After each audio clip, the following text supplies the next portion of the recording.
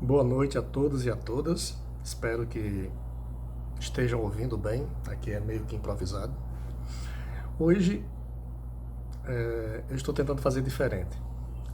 Algumas pessoas têm visto aí no meu Instagram, no meu Facebook, que eu tenho postado sugestões de livros que de alguma forma impactaram a minha vida, né? De certa forma, um desafio de uma amiga, Eliane, que me desafiou durante 7 dias, não necessariamente 7 dias consecutivos, a listar 7 livros que de alguma forma, livros de literatura, que de alguma forma me impactaram, né? Que de alguma forma me tocaram.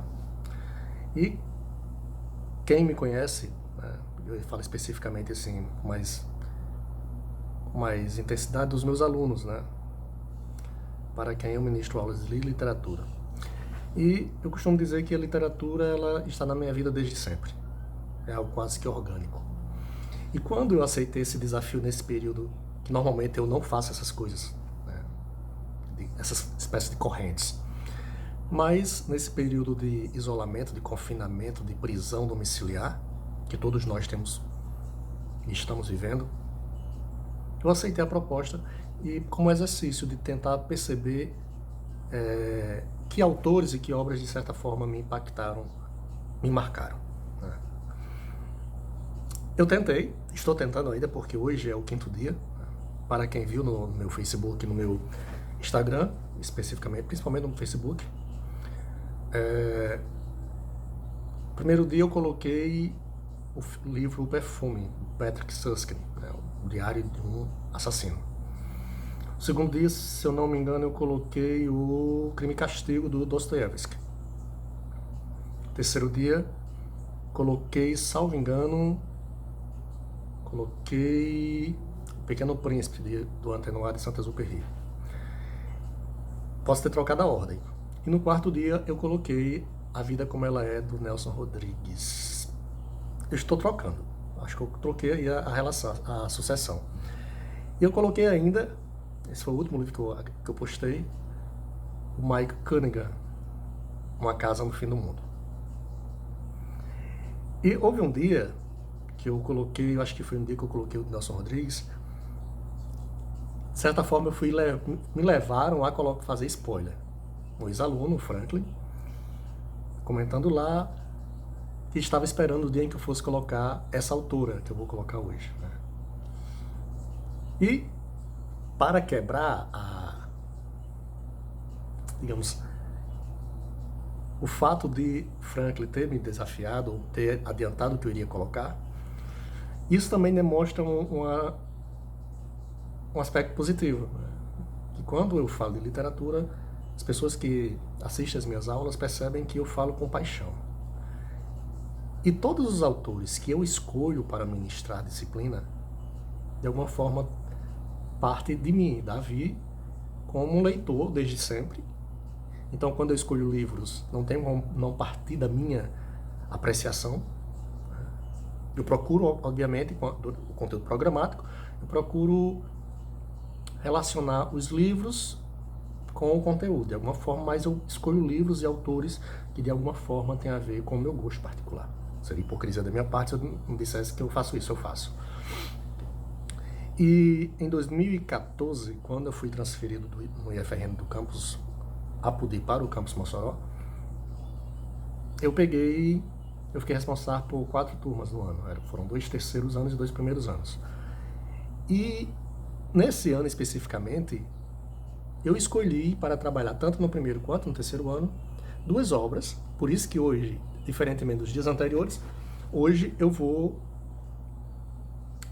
no lugar de uma obra, eu vou colocar 2, porque essas 2 obras, para mim, por motivos diferentes, por questões temáticas diferentes, por questões sensíveis diferentes, essas 2 obras vão ser apresentadas da mesma autora. Então,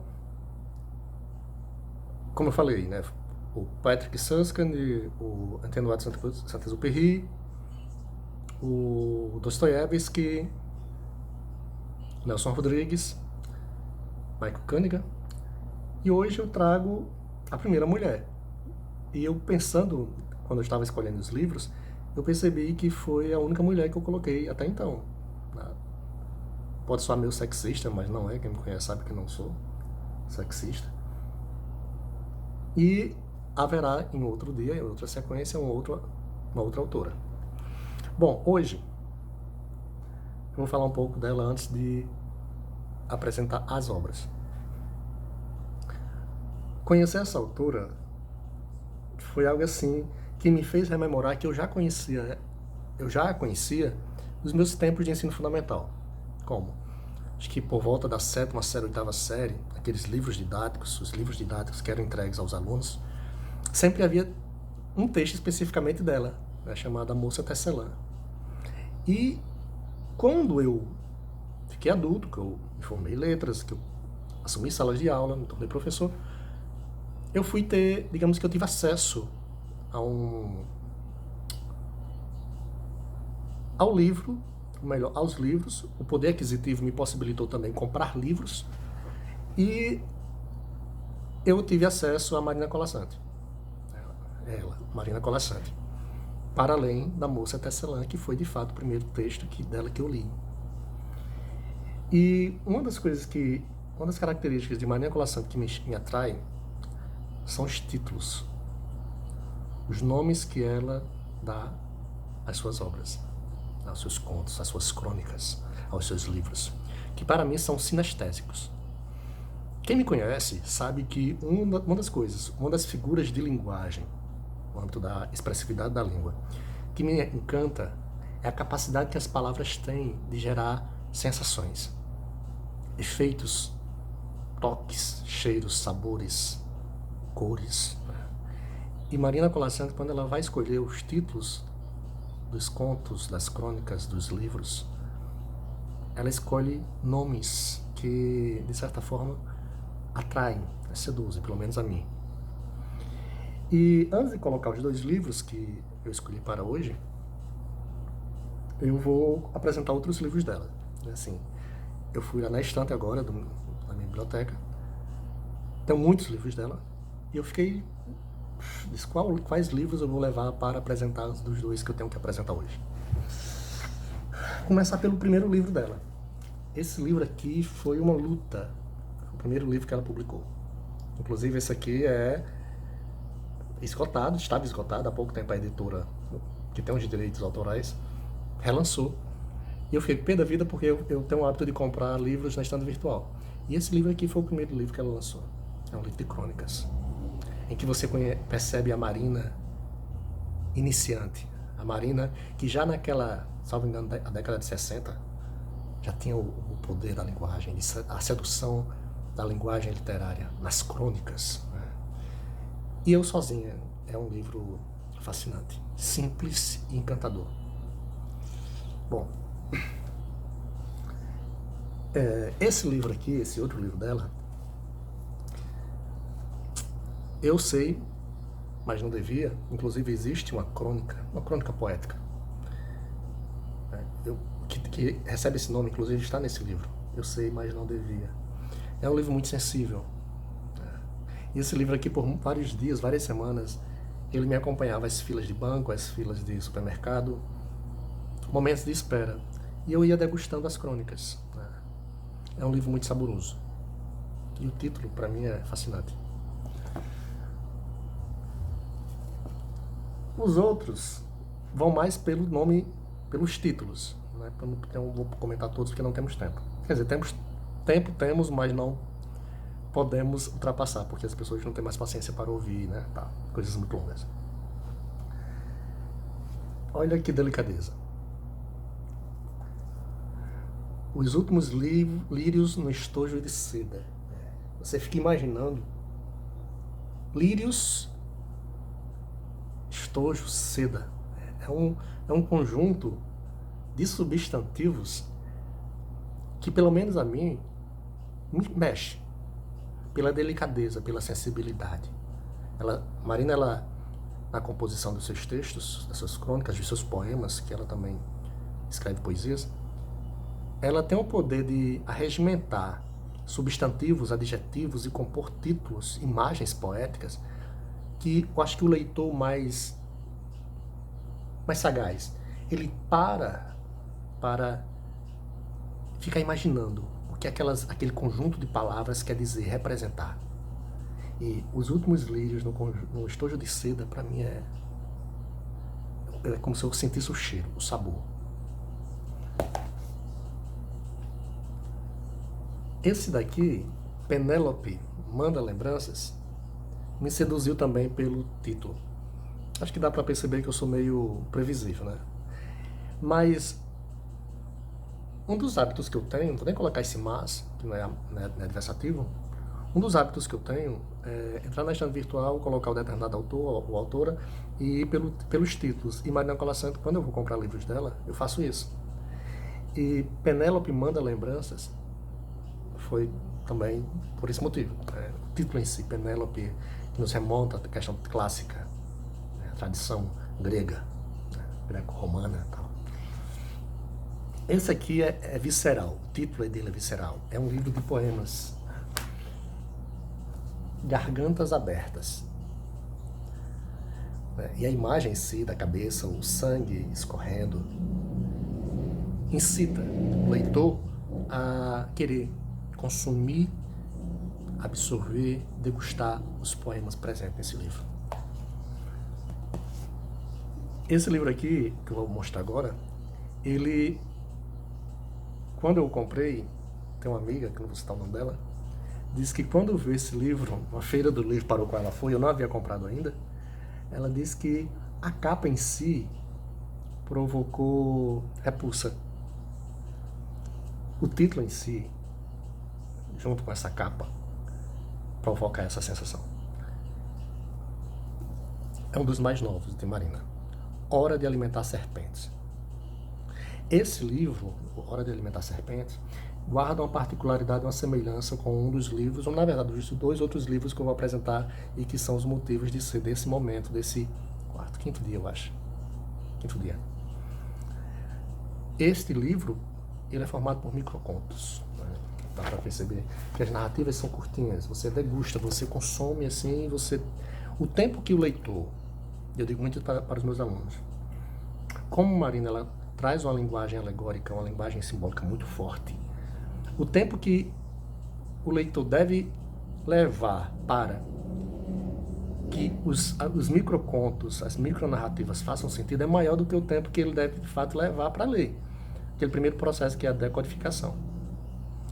Você sente as palavras, ouve as palavras mergulham no seu consciente e a partir dali fica maturando.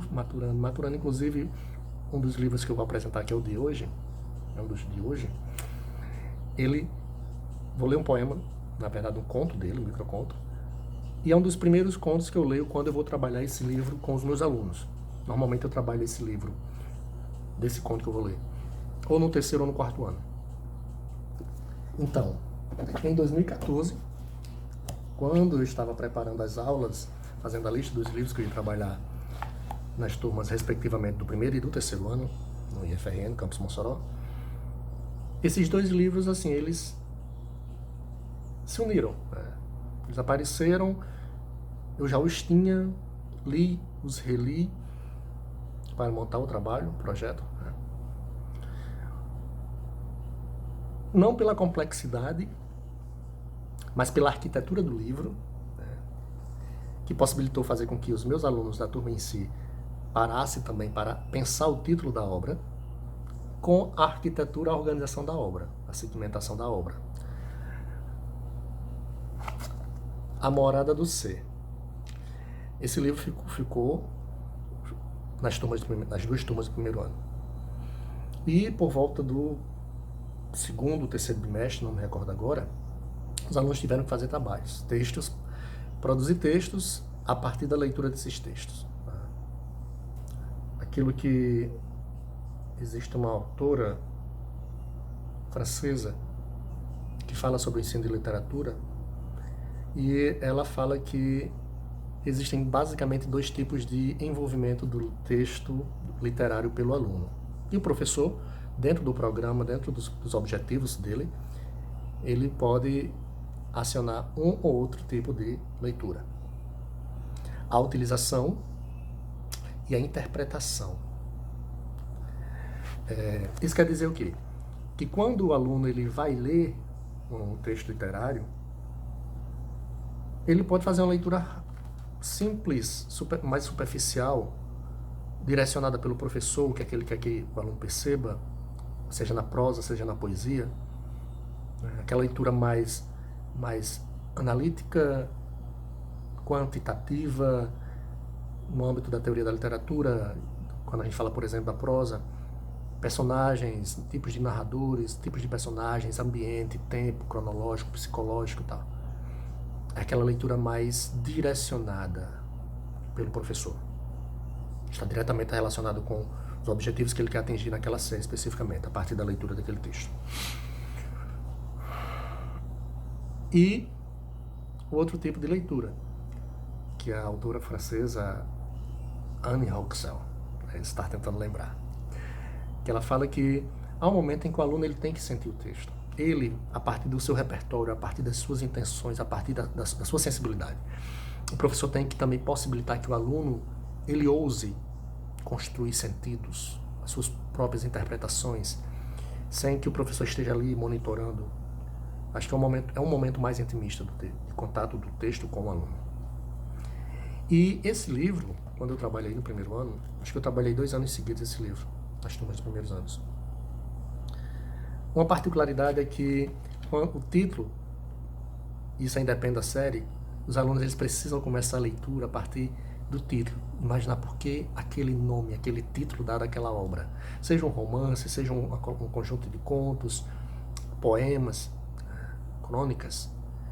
E Mariana Colasanti, nessa obra especificamente, A Morada do Ser, ela leva o leitor a perceber que a morada do ser, para ser sentida, digamos, compreendida, o leitor ele precisa entender que é possível fazer a morada, uma leitura mais pragmática, mais denotativa, a morada, mas no âmbito mesmo do espaço físico, da casa, do apartamento, uma leitura mais, digamos assim, primária.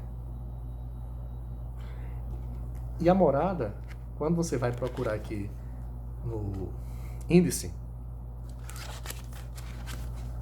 o índice é como se fosse a arquitetura de um edifício, né, com fundações, com portaria, quarto empregada, elevador, salão de festas, espaços coletivos, garagem, playground, lixeira, a parte coletiva do edifício, né, residencial, e ela vai criando narrativas, histórias para cada um desses espaços, a linguagem é extremamente alegórica, e vai chegando aos apartamentos, né? Por exemplo, aqui é o apartamento 101. E aí ela vai criando a imagem da morada, do espaço físico individual, e ali ela coloca moradores C, né? A morada do ser, a morada dos seres, as moradas dos seres. E você vai percebendo tipos humanos que vão permeando o nosso imaginário. Por exemplo, uma moradora, um morador que come cabelos. Um morador, uma moradora que entra no estado de alucinação e começa a procurar, a tratar a casa, o espaço físico, como se fosse uma mina de diamantes, de minerais, de pedras preciosas. Uma que cria uma floresta dentro de casa. Então, nós vamos percebendo essas excentricidades e a gente vai percebendo que por trás dessa aparente loucura, dessas hipérboles sociais, intimistas, vão surgindo profundidades, né? E um dos aspectos, por que aquela pessoa de certa se comportava daquela forma? Quem é aquele ser? O que é que esses seres excêntricos, né? Porque aquela ideia de perto ninguém é normal, e aí a gente vai mexer no conceito de normalidade, porque todos nós temos as nossas manias, que quando vista por outras pessoas, quantas vezes a gente muitas vezes não pode ser chamado de louco lá fora pelos outros, na nossa ausência, ou na nossa presença. E esse foi um dos desafios dos alunos, né? Eles tinham que fazer essa leitura mais profunda, mais pessoal, porque a leitura que um aluno faz não necessariamente tem que ser a mesma leitura interpretativa do outro. E uma das coisas que eu falo para eles é preciso que haja sentido, haja possibilidade daquilo, tirando a parte alegórica, a parte da simbologia. O que fica ali de fato é a nossa experiência, a nossa condição humana, porque são seres, nós somos seres humanos. Bom, o livro pelo qual os terceiros anos, as duas turmas, eu lembro bem que foi uma turma de eletrotécnica e uma turma de informática, não, minto, uma turma de edificações, que era pela manhã, e uma turma de informática, que era à tarde, que é Contos de Amor Rasgados. Talvez seja a obra mais conhecida de Maria Colasanti. Nessa obra, eu lembro que a primeira vez que eu vi esse livro, não sei se eu estava na faculdade, acho que foi, a capa já me chamou a atenção nessas duas imagens aqui acima, dessas línguas enroladas, envolvidas, aquilo que seria a representação humana. Na minha leitura, e também os alunos percebem isso quando a gente começa a trabalhar, seres mais ou menos andrógenos, formas andrógenas, você fica tentando entender. E o título, a parte verbal, Contos de Amor Rasgados. Um dos aspectos que eu aponto é o substantivo contos, definido, caracterizado por uma locução adjetiva de amor, contos amorosos, né? Poderia ser feita essa leitura. De amor é um adjunto nominal. Rasgados. E a gente percebe que esse rasgados está concordando diretamente com o substantivo contos, que é o núcleo aí do título, né? Contos rasgados de amor. E aí, um dos desafios que eu coloco para os alunos é que eles construam sentidos a partir dessa denominação. Porque quando um autor ele vai nomear a obra, por exemplo, um livro de contos, partindo de um projeto literário, porque nenhum autor ele começa a escrever do nada, no sentido de não ter nenhuma ideia, e as ideias vão surgindo, sim, mas antes ele tem um fio condutor, ele tem um princípio. E aí, quando os alunos têm que escrever, eu lembro bem que um dos trabalhos que eu fiz em um dos anos com essa obra foi que eles deveriam se colocar na condição de resenhistas, um jornal fictício, uma revista que eu criei, para que eles, como jornalistas, críticos literários, fizessem resenhas, e nessa resenha, um dos aspectos críticos que deveria ser feita análise, o título. E, detalhe, todos os contos, de alguma forma, apresentam essa imagem, é um conto rasgado de amor, rasgado aqui no sentido do exagerado, derramado, intenso. E interessante que quando eles vão produzir as resenhas, eles conseguem fazer isso. E é desse conto, desse livro, na verdade, que eu quero ler, e eu vou finalizar, que já estão aqui, que eu estou vendo aqui no mostrador, 23 minutos, quase 24 minutos. Estou chegando à conclusão de que é mais fácil escrever lá, breve análise. Mas enfim, o conto que eu quero ler é desse livro. E deixa eu ver aqui, rapidinho. O nome dele é De Fato Uma Mulher Preciosa. De Fato Uma Mulher Preciosa. Na página 53. Para mim é um dos contos mais bonitos. Obviamente que a gente também tem as preferências. Aqui. Curtinho, ó.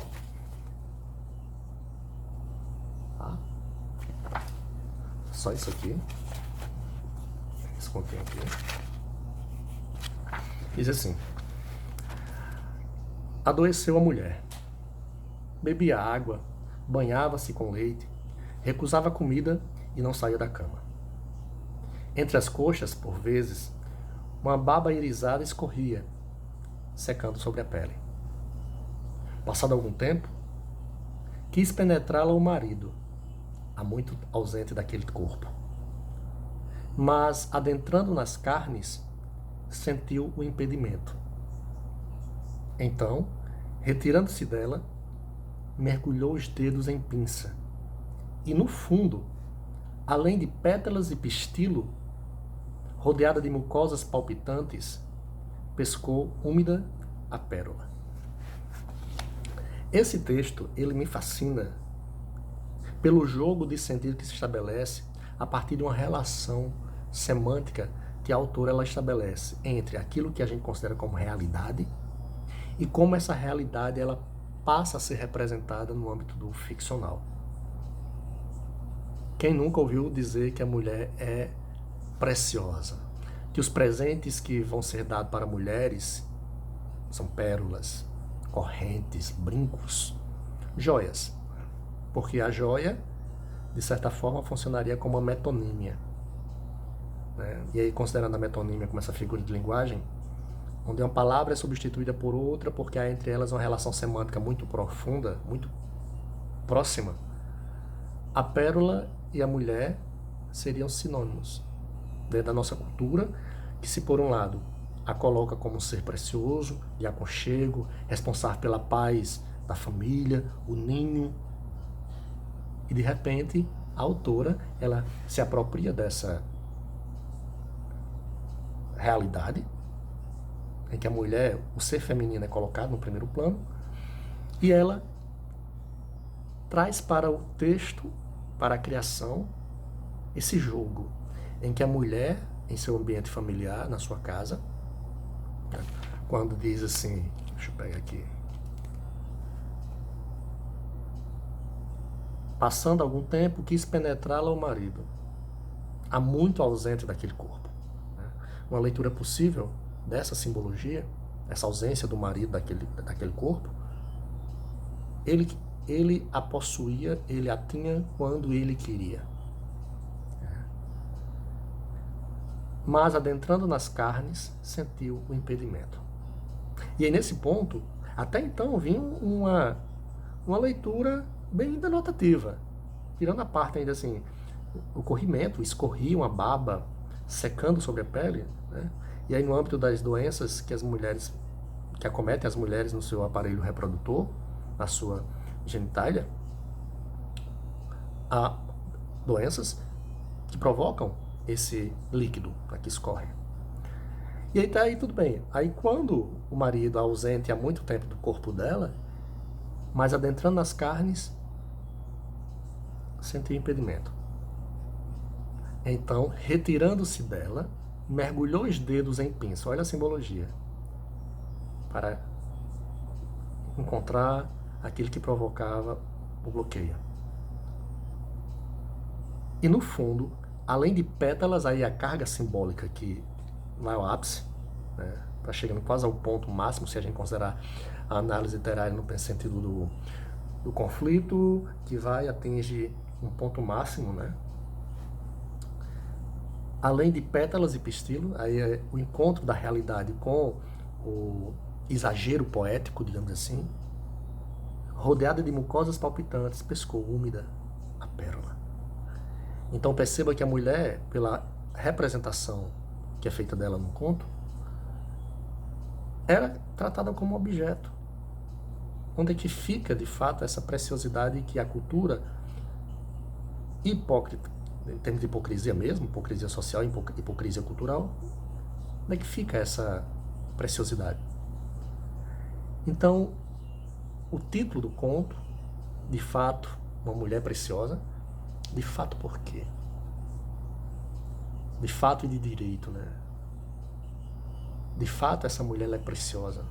E a artista, por meio da sua sensibilidade, o ser feminino da artista é uma mulher escrevendo sobre mulher, em contraste, em contato com esse homem que a possui, que a domina, que a subjuga.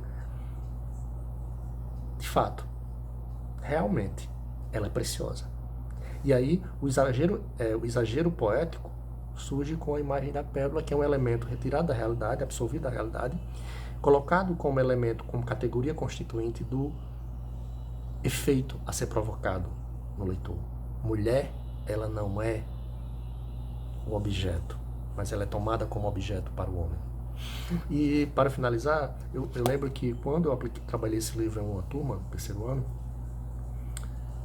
teve uma aluna que, essa menina era ansiosa, dizia que não ia conseguir fazer e tal, bem típico, né? em um ambiente de sala de aula. E aí, um dia, durante eu comentando na sala sobre esse livro, sobre o livro que eles já estavam lendo, aí uma aluna disse: professor, eu fiz uma interpretação que eu não sei se é correta, acho que está errada. Ela já começou a se defender antes de eu acusar. Eu disse: fale, qual é a sua interpretação? Eu disse: não, eu tenho vergonha, mas eu vou dizer. Ela disse: quando eu li esse conto, ela dizendo, eu fui pesquisar sobre a pérola, né? E aí eu pesquisei sobre a ostra. E biologicamente eu me interessei pela forma como a pérola ela é fabricada, construída no interior da ostra. E a pérola ela é fruto de todos os organismos vivos, minerais que adentram no corpo da concha, que é um ser vivo, né, da ostra. A concha é como se fosse o casulo dela. E com o tempo, a ostra, o organismo vivo, vai processando todos aqueles seres que vão adentrando em sua intimidade, muitas vezes a sua revelia, que ela absorve e transforma em algo tão bonito. Isso, quando ela estava falando na sala, todo mundo assim, parado, eu boquiaberto, porque achei uma interpretação linda.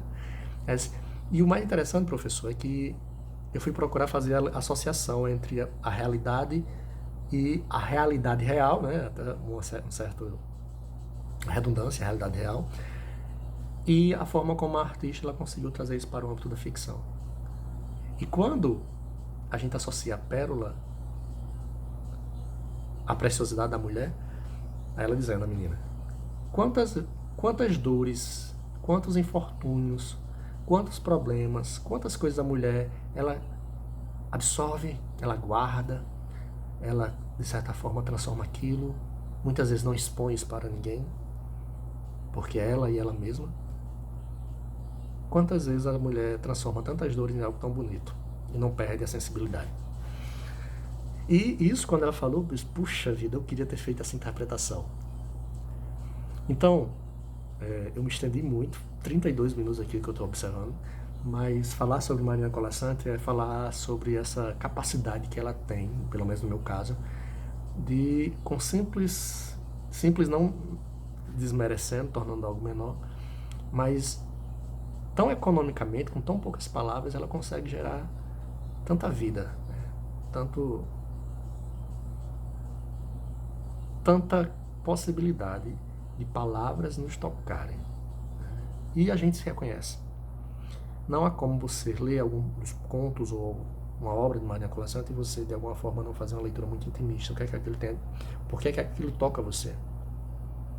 Não é, muitas vezes, uma leitura fácil, porque para você também entender ou construir sentidos possíveis, você tem que pensar, você tem que refletir. E vem aquela ideia, muitas vezes, que pensar dói. Bom, eu agradeço pela atenção de vocês. Eu também usei essa estratégia do vídeo para ver